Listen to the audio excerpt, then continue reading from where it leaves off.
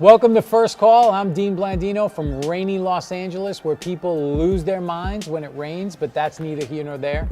Tonight, Thursday Night Football, Saints, Cowboys. This year in the NFL, we're averaging just over 48 points per game. If that holds out, it will be the highest scoring season ever. Tonight's over-under, 52.5. Saints are averaging 37 points a game, Cowboys 21. So all indications are that tonight's going to be a high-scoring game. So how does that impact officiating? Is it harder to work a high-scoring game with a lot of passing, or is it harder to work a low-scoring game with more running? For more on that, let's go to Mike Pereira in Dallas.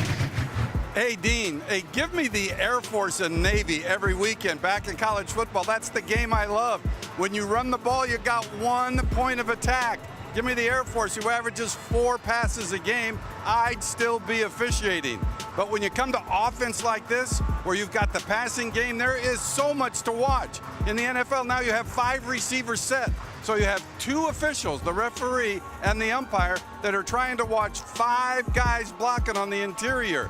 And it's not a point of attack. It happens all over the place. So you have to scan the field and downfield. You've got illegal contact. You have defensive holding. You have defensive pass interference. You got the toughest calls in the game to make. So it's a lot of offense and a lot of passing that makes officiating more difficult and puts more emphasis on them, which we have seen this year.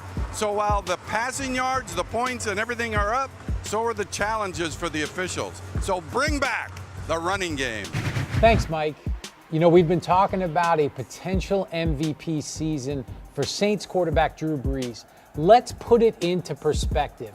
The last 10 years, quarterbacks who have won the MVP award have averaged 67% completion percentage, 283 passing yards per game, touchdown to interception ratio of 4.5 to 1, and a passer rating of 109.2.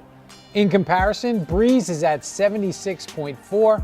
He's averaging 285 passing yards a game, 14.5 touchdowns to every interception, and his passer rating is 127.3. Now let's talk about the Cowboys, currently on a 3-game winning streak. Big part of that, Amari Cooper.